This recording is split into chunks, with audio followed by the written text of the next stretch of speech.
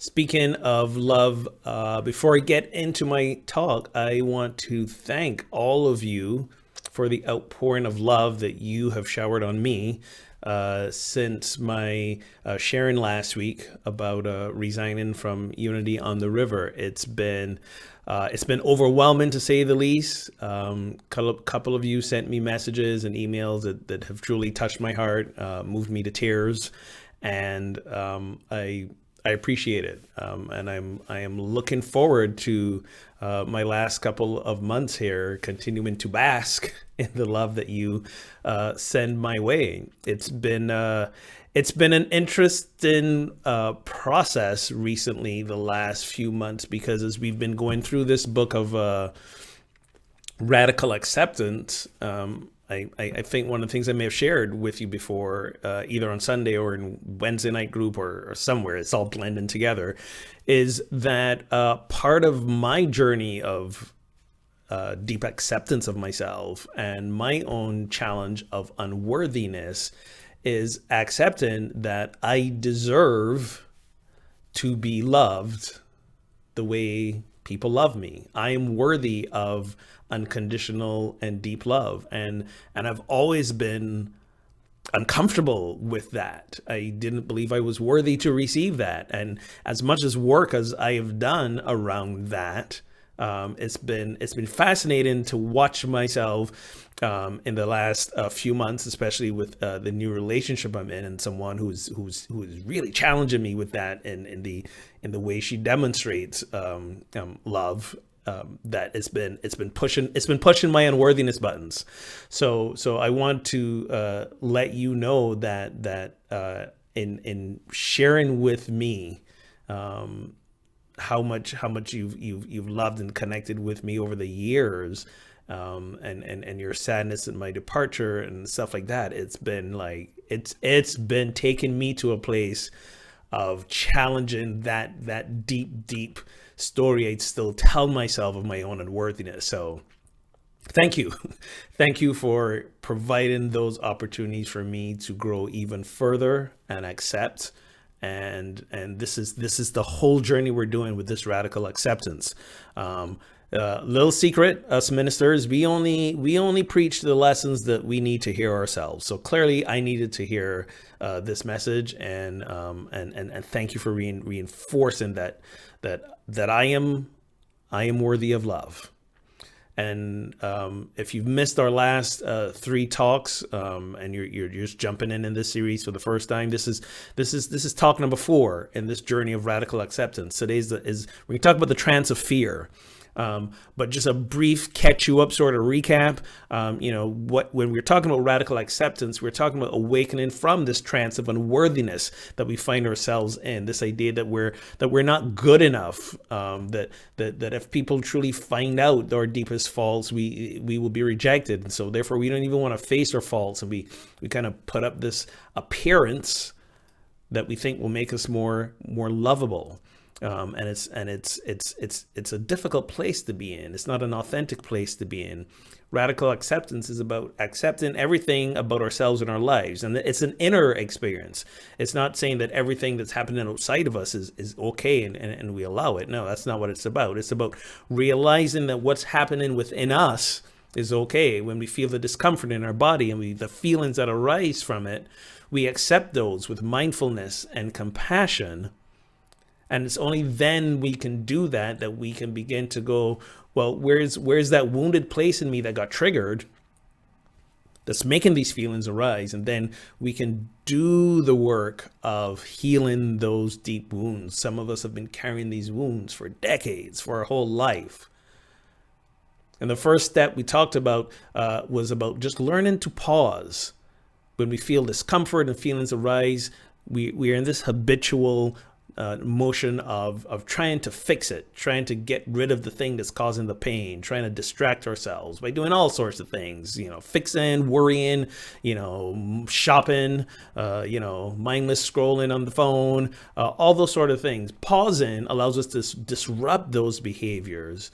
And then we can become truly aware of what's happening in the body, which is the ground of radical acceptance.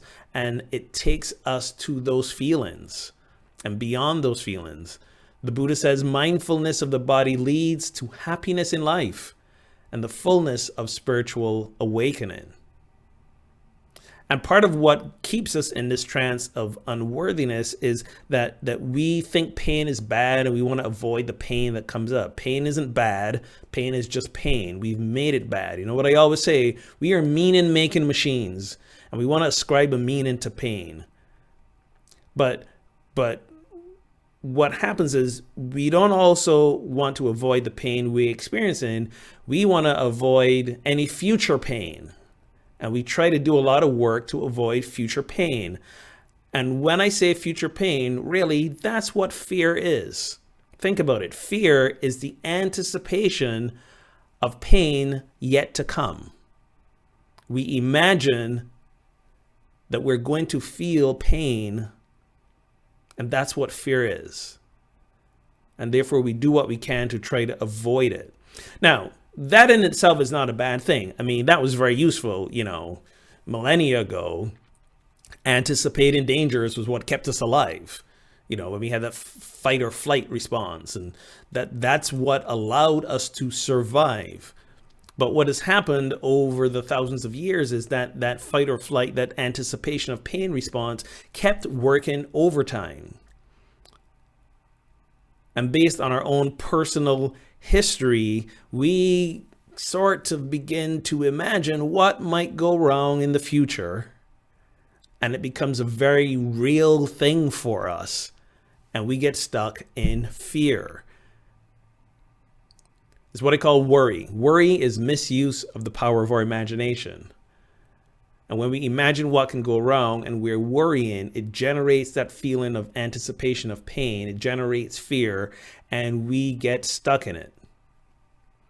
And what happens with fear, the imagined future fear or even present fear we might be feeling, is that the real cause of it, we may not even know. We just feeling it.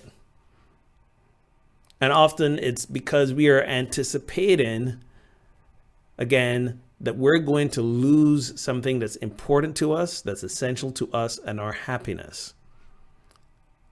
And it's only when we pause in the midst of fear, instead of hurrying to try and get rid of the fear, that we can realize that we can go like, what is that thing I'm afraid I'm going to lose here? Or who am I afraid I'm going to lose?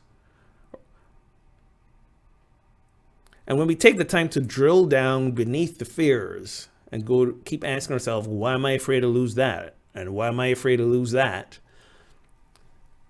What ultimately it comes down to is the granddaddy of all fears, which is death, separation from life itself. That ultimately lies at the bottom of every single fear that we have.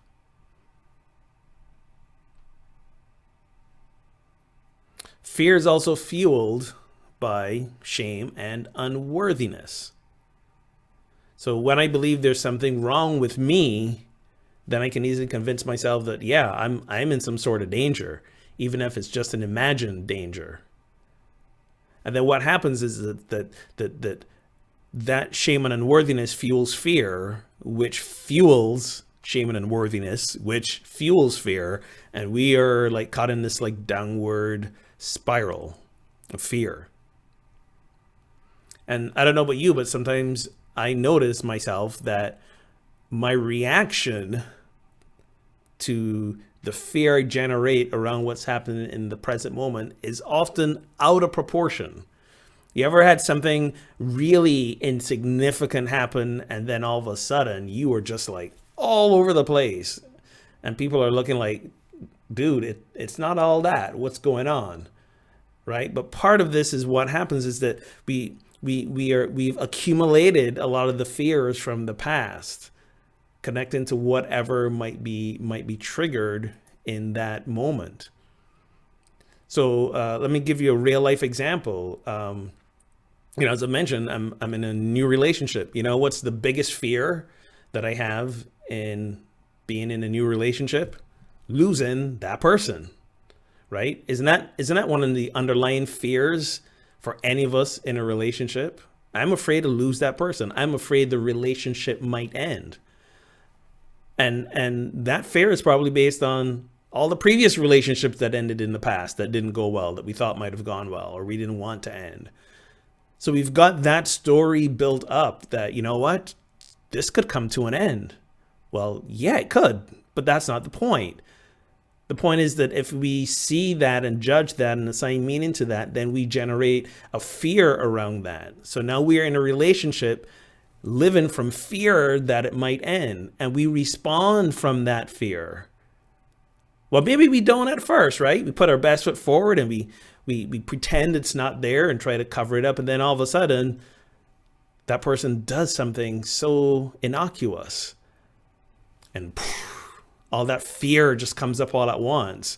And they're like, wait, what just happened? I just left the dirty glass on the counter. Why is all of this happening right now, right? It's because all that fear that was built up before suddenly is triggered. So here we are, living in fear. So now we're in the trance of unworthiness, fueled by the trance of fear. So we've been talking about awakening from the trance of unworthiness. So how do we awaken from the trance of fear or find refuge from fear? So part of realizing that the fear is mostly imagined is having a sense of belonging and connection with others. That's part of how we start to transform this. We can initially find a sense of safety in belonging with others. And this truly comes from when we share our stories about the things we fear with each other. Because when we do that, we realize, first of all, we're not alone. If you've ever thought that I'm the only person who fears this, that's not true. Somebody else is in that same boat as well. So this is the power of sharing your story. And not that others are going to give you a solution, because there's really nothing to fix in the first place. But there is that sense of I am not alone in this. There's a sense of camaraderie. And that helps at the beginning. But the true safety and freedom from fear lies within us. In Buddhism, they talk about the three refuges, the three refuges, I can speak, of fear or from fear. There's refuge in the Buddha, refuge in the Dharma, and refuge in the Sangha. The Buddha is referring to mostly our awakened nature, the Christ nature within. The Dharma is the path or the way, and the Sangha is spiritual community. So let me take a moment to look at each of these. So when we talk about refuge in the Buddha, we are referring to a lot of different things, but mostly, if I want you to get anything from that one, is we're finding refuge in our Christ nature, in our divinity, the truth of who we are. And it's not about getting rid of the fear. It's realizing that the truth of who we are beneath everything else is divinity, which is love. So the idea is instead of trying to push fear away, we just let go of fixating on the fear and realize that the love that we ultimately are is vast enough to hold us and the fear together. So we just let go and fall into love, if that makes sense. And again, what I mean by that is we don't resist the fear, we accept that it's there. And remember that that's not the truth of who we are. And we try to connect with that love that we really are. And how do we do this? We do this through the Dharma, or the path. This is loosely means this is the way of things, the way things are, the law of nature. It also means the body of teachings and practices that reveal the truth of who we are. So what are those teachings and practices that help us remember and reveal the truth of who we are? Meditation is one of them. Literally being out in nature is one of them. Singing, dancing, all these things, all these practices, the unity principles, the 12 powers, everything, every sermon I've ever given, every talk any spiritual teacher has ever given, any book about spirituality you've ever read, all of these are the body of teachings. These are the Dharma. that help us remember who we truly are. So when you find yourself in a position where the fear is really rising up within you, if it's at all possible, connect with someone who reminds you about the truth of who you are. But then also remember the teachings and get into some practice right away. And the easiest practice we've talked about before, the pause, the sacred pause. Just pause, breathe, check in with the body, spend some time just sitting in the silence. These are practices that help us awaken from that trance of fear, realize our true nature, and pay attention to ourselves. And finally, there's the Sangha, refuge in the Sangha, the spiritual community, those who are also walking this path of spiritual freedom and doing the work to liberate ourselves from these trances. And we're not just referring to, those of us here at Unity on the River. We're referring to anyone in the world who is on this path of not believing the fear is real, not buying into the ways of the world as we know them, but simply realizing that there is more than meets the eye. And they're all on the journey of unfolding what is within. There's a certain connectedness that comes with that, a certain sense of belonging. The Buddha also writes that our fear is great, but greater still is the truth of our connectedness. And more so than ever now, at a time when we can't gather in person together, that connectedness is still there. Each and every person that you've missed from this spiritual community is a phone call away, an email away, a text away, a FaceTime away, a Zoom call away. We're all still here. We can all still connect. We all do still connect, some of us. Speaking of connection, Wednesday night, 7 p.m., join me on Zoom to take a deeper dive into this material. And we sit and talk and share and meditate and realize that we are a body, a community together. We are the Sangha. And when we come together and share, we do find some safety, some refuge from the fear that runs in our minds. And then when we can find some refuge, again, the refuge is not about hiding from the fear or avoiding it or resisting it. It's just returning us as the individual to a place of feeling safe and not feeling hijacked by the fear. And then when we get to that place of safety, then we can take it to the next level, which is to lean into the fear. And this is really something that seems antithetical to what we're trying to do, right? We are in this habit of trying to avoid the fear, to get rid of the fear. But the true freedom lies on the other side of leaning into the fear. And leaning into the fear or letting it go or accepting it is at the center of our spiritual awakening. It doesn't mean we get lost in the fear by diving head into it and trying to confront it. No. Leaning in simply means that we're creating a new pattern of inviting or moving towards the thing that we usually resist. So you've heard that saying in Unity a lot, and in New Thought and spiritual movements. What we resist persists. And a lot of folks think about that as an outward sort of motion. If we keep speaking out and fighting against things out there, then that means we're giving them life and we're giving them fuel and we're going to make them keep going. No, that's not what that saying means. That's a saying about our internal struggle. When we resist the fear and the discomfort that within us, all we are doing is making that keep going. Because our work is to transform what's happening out there. There's a lot of injustice in the world. Our job is to resist doing the injustice. Our job is to transform the injustice and make a world that's more equitable for everyone. Our job is to fight against racism, sexism, ageism, all the isms. And when we say fight against, what I'm saying is our job is to say, no, those are not okay. We have to create a world based on love. But we can only do that mindfully when we ourselves are grounded in love. And we can only do that when we have awakened from that trance of fear and unworthiness. So how do we lean into it? How do we create a new pattern of moving towards the fear instead of running away from it? Because that's our usual pattern. Let's run away from, avoid the fear. So how do we lean into the fear? Or again, just create a new pattern of interacting with it.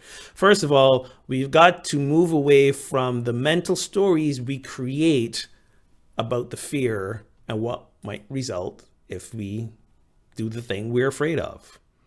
Again, worry, the misuse of our imagination. And when fear is triggered, we can, just like snap of a finger, come up with all the worst case scenarios. Do you ever wonder why, even though we have this limitless power of imagination, we rarely spend the time coming up with the 3,000 ways it might go well? We spend a lot of time thinking about the ways it can go wrong, because we're stuck in the fear, and that's what the fear tells us. It can go wrong and you will be hurt, so let's try to protect you from the pain. But those are all imagined stories. And half the time when you get to the other side of it, none of those things ever happened. They ever came true, but we forget that when a new fear arises. So let's begin to recognize when those stories pop up and begin to challenge those stories that say what might go wrong and how we might be hurt. Allow yourselves to sort of like drop under the stories and the thoughts and connect to the feelings in the body again and notice what they're trying to tell you. And then drop under those and just keep going down till you get to the core, to the main fear. And then when you do that, just simply pause in it. Accept that this is a fear that you have, whatever that core fear is. Just pause in it and let it take you to whatever that original wound is that's still driving, and breathe some love into it. Breathe some forgiveness into it.